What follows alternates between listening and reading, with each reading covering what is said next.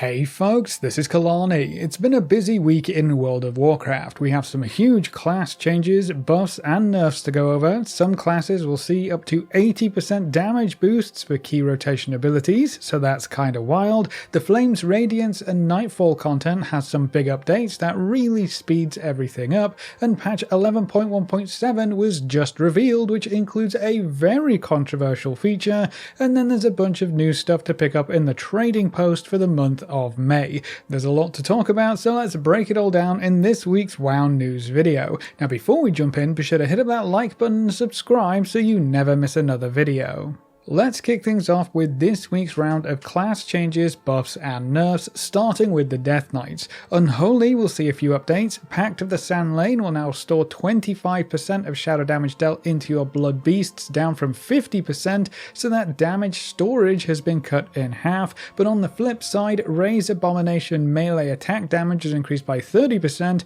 and Army of the Damned Mage's Frostbolt damage has been increased by 40%, so those minions will be doing quite a bit more damage with these changes in play. Moving on to the Demon Hunters, Havoc will see a 4% damage buff across the board for all of their abilities, so they'll be kicking out a good chunk more damage next week. Reaver's Mark debuff application can also no longer be parried, and that's going to be for both Havoc and Vengeance, so you should be able to apply those debuffs without having to worry about boss positioning quite as much. Druids are up next, and both Guardian and Feral are going to see some quick buffs. For Guardian, you'll see a 5% damage buff across the board for all of their abilities, so the bears will be climbing those DPS meters a little bit faster. And then for Feral Druids, they'll see a 3% buff for all of their abilities. Not quite as exciting as that 5% buff Guardian got, but a little buff is still better than nerfs no matter how you slice it. Evokers join a list of classes seeing big buffs to everything in their toolkit this week. Augmentation will be getting yet another massive 15% buff across the board. I think this is the third or fourth big buff of around about the same percentage, and Augmentation still doesn't seem any closer to being picked up and played all too often. Devastation doing really well probably doesn't help here either, but maybe this is the buff that will reach that tipping point where Augmentation suddenly becomes viable and powerful again. I guess we'll have to wait and see how the numbers pan out next week. Mages are going to see a couple of buffs for Frost, specifically for Spell Slinger Frost. Splinter damage has been increased by 10%, Controlled Instincts damage has been increased by 40% of Splinter damage, up from 30%, and then Volatile Magic damage will see a 25% damage buff. So Spell Slinger Frost should be doing a bit more damage next week. Moving on, we come to the Paladins, and Retribution is getting some pretty hefty buffs. Blade of Justice damage has been increased by 80%, which was very surprising when I read this, but I am not complaining whatsoever. Divine Arbiter's damage is also being increased by 50%, so another decent buff right there, and then Final Verdict damage has been increased by 10% as well, so we'll see a decent single target damage boost from these buffs too. All in all, happy days for the Ret Paladins. Holy Priests join the crew this week with a 4% buff to all of their healing done. Holy is still playing second fiddle to Discipline most of the time right now, so it's nice to see them get some buffs to help narrow that gap. And then we round things out this week with the Warriors. Arms and Fury will both see some damage buffs. Blade Storm damage has been increased by 30%, and then Reap the Storm damage has been increased by 30% as well. Both specializations will see the exact same damage buffs, so I guess those two abilities weren't dealing quite enough damage for the dev team's liking.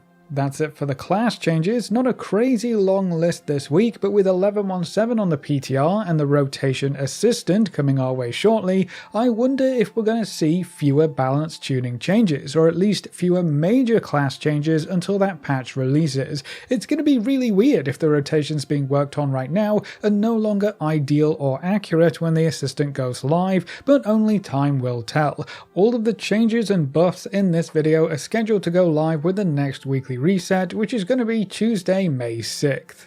Now, it's not just class changes this week, there are also some huge changes to the Nightfall content and Flames Radiance renown farm that were introduced in patch 11.15. To start with, all sources of Flames Radiance reputation have been buffed by 100%. This includes first time completions, quests, and weekly quest reputation rewards, so you'll be earning rep twice as fast as before. If you were sort of interested in this content, but the time investment was really putting you off, well, it should take half as long to claim all those rewards now, so it may be worth looking into again. Another huge change for this new content is that the Nightfall item vendors now offer every Arathi Abbots, Clerics, Crusaders, and Zealots weapon and shield items. Previously, you would have had to get lucky from the daily bag rewards to get some of these items, and if you want the new white transmogs because they look absolutely awesome, that could have led to a lot of frustration. But now you can just buy whatever you want, so that's going to be nice. What's really interesting to me is that early on in the PTR cycle, this is actually how the vendors were. You could buy pretty much whatever you wanted, and then at some point they decided to lock a good chunk of those cosmetics behind the daily quest bag rewards. But I am glad to see the dev team change their mind and let you pick up whatever transmog you're chasing after a bit easier. Now, all of these changes are actually hotfixes, and they are already live and in the game. So if you've been avoiding the Nightfall content because it was going to take far too long to get your renown rewards, or maybe you were looking for a specific piece of transmog but didn't want to have to go digging through the daily reward bags day after day, relying entirely on RNG to get what you wanted, well, it might be worth popping by the Flames Radiance camp to check out all of these changes. And then we also have some miscellaneous updates and hotfixes from this past week as well. The Gilded of the Undermine achievement, the one which requires you to get item level 675 in every gear slot, has apparently been bugged for quite a while, and it wasn't triggering properly, leaving a lot of folks confused about what was actually needed for this achievement. Well, that's now been fixed, so if you're one of the chaps walking around in full 675 gear and this achievement wasn't popping up for you, that should be fixed moving forward. And then a couple of trinkets were buffed this week as well. The Carved Blazercon Wax bonus versatility was increased by 150%, the Entropic Scardigan Core Intellect was increased by 15%, and the Fragments will attempt to return to the core, and then the Soul-Letting Ruby Crit Strike chance was increased by 10%. I doubt any of these changes will be enough to make these trinkets significantly better than they were previously, but if you're stuck with one of these trinkets as your only option, well, at least they'll be contributing a bit more to your overall damage moving forward. Now moving on, patch 11.17 was also announced this week. The patch itself seems to have quite a lot of content, probably more playable content than 11.15, which is great news. We'll have a lot of new stuff to look forward to, but the elephant in the room has got to be the rotation assistant feature. This will be a baseline user interface option that tells you which button you should push next in your rotation. So if you follow along with the green highlights, you'll probably do a good amount of damage for almost any class or spec. This feature also comes with a very controversial addition called the Single Button Assistant. This allows you to cycle through your suggested rotation by pressing just one button over and over again. When patch 11.17 arrives, everyone will have the option to use the rotation assistant as part of the default UI, including the one button rotation feature. This is really going to shake up the game as a whole. We have a video which goes over the system in detail, as well as some of the other content coming in 11.17, so I'll leave a link to that in the comments section below if you want more information. Now, patch 11.17 might actually be closer than you think, which creates a very interesting content roadmap for the next couple of months. On the PTR, the Turbulent Timeways event is scheduled to start on June 17th, and it runs all the way until August 5th. When this event has popped up in the past, it usually begins with the patch launch, or it starts 1 week afterwards. That means patch 11.17 will most likely release on or before June 17th. It also usually runs until the start of the next patch, which in this case would be patch 11.2, and that would start around about August 5th, so we probably don't have too much longer to wait for the next content patch to come our way. But a good chunk of the 11.15 content still isn't available, and we have the new Season 2 Turbo Boost event kicking off very soon as well. So here's how the current timeline for new content unlocks looks right now. On May 13th, the Turbo Boost event will start up with the increased item levels for Hero and Myth upgrade track gear, the DNR vendors and currency will become available, and there are various other boosts to gearing up as well.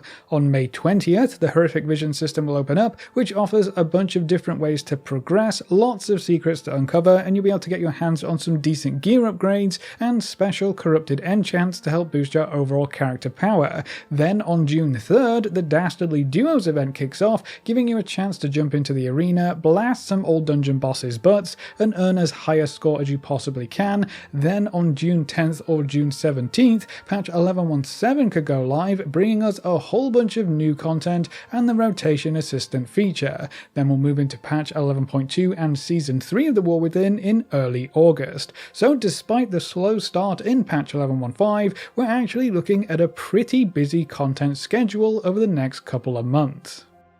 And then to round out this video, with it being a new month, you should also pop by the trading post where you can find all manner of spring-themed goodies. We've got a hedgehog mount, which is really cool until you realise it's using the bear skeleton, and now I can't unsee this as being a spiky bear mount, so I hope I didn't just ruin that for you. There are also some fox-style ensembles if you want to pretend you're a woodland critter.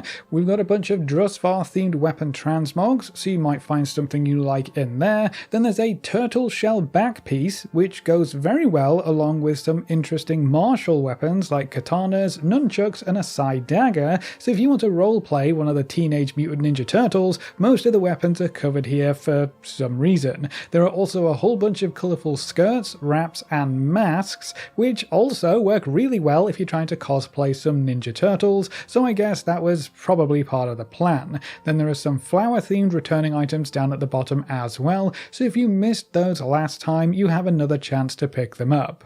If you complete the Traveler's Log for May, you'll also be able to pick up the Weechi pet, and this is the first customizable pet that we've seen in-game. You'll be able to visit a pet grooming station to change how the pet looks and kit them out in little outfits. So that's kinda cute, and I'm interested to see what other customizable pets we might see in the future.